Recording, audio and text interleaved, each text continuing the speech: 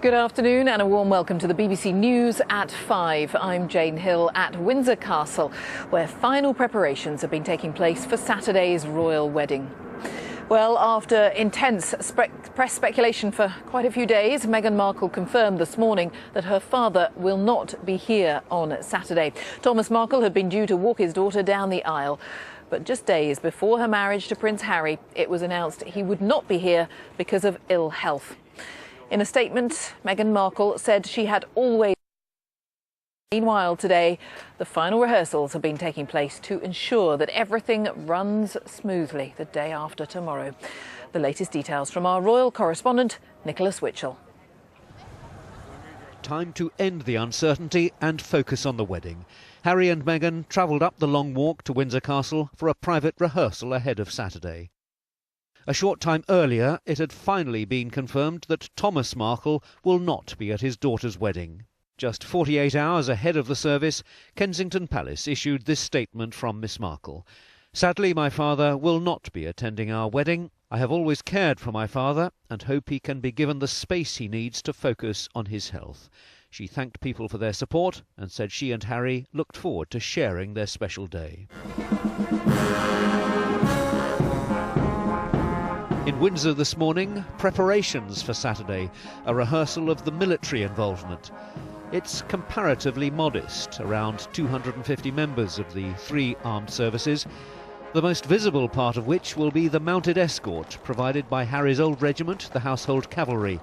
They'll accompany the newly married couple in what on Saturday, weather permitting, will be an open carriage as they make their way through the centre of Windsor and back to the castle.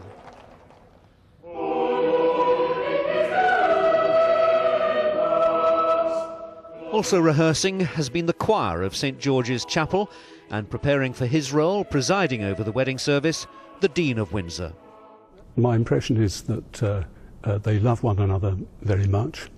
They're very committed to each other. They're very serious about their relationship, and that's why I think they particularly want to see it grounded in a religious ceremony, in a Christian ceremony. So after 3 days, when the uncertainties over the father of the bride have threatened the smooth running of the event, the wedding appears to be back on track. 2 days to go now, and in Windsor, where some of the most committed are already staking out their places, the focus is back where it should be, on the bride and groom.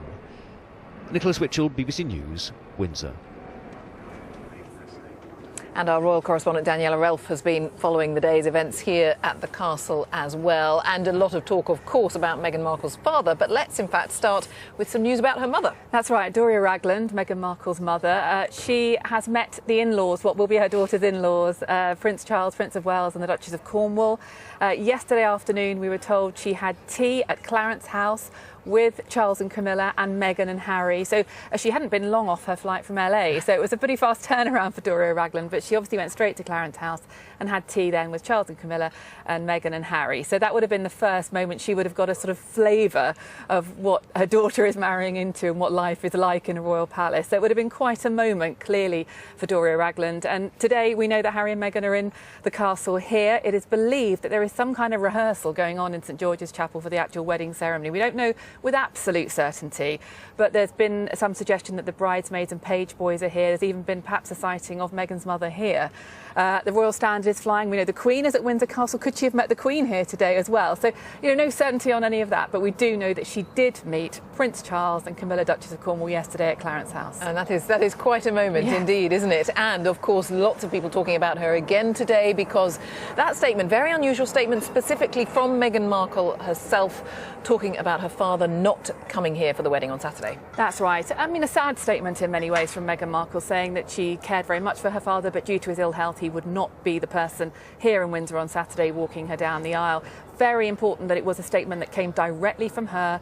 At the top of the statement, it said statement from Ms. Meghan Markle. It was in her own words. She spoke very directly about what she was thinking. So there was no question about who this should be attributed to. And it's rather different to the way things are more formally done from within the royal palaces. It wasn't a sort of general statement. It was very specifically from her.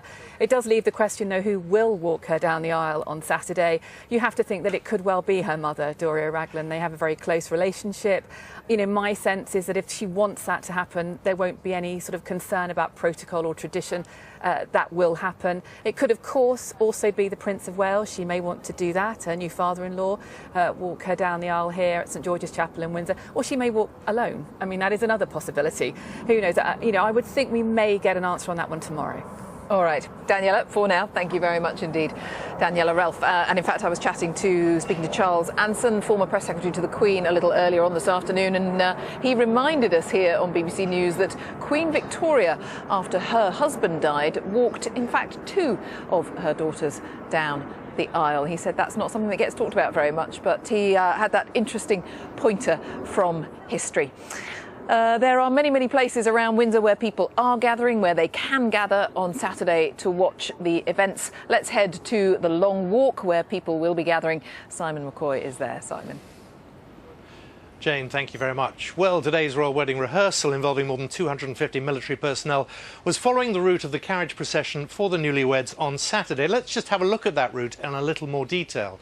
The procession will leave Castle Hill. It'll travel through Windsor's High Street, Sheet Street and onto King's Road and Albert Road, and then it will proceed up the Long Walk here all the way back to St George's Hall by Windsor Castle for that lunchtime reception, which is being given by Her Majesty the Queen.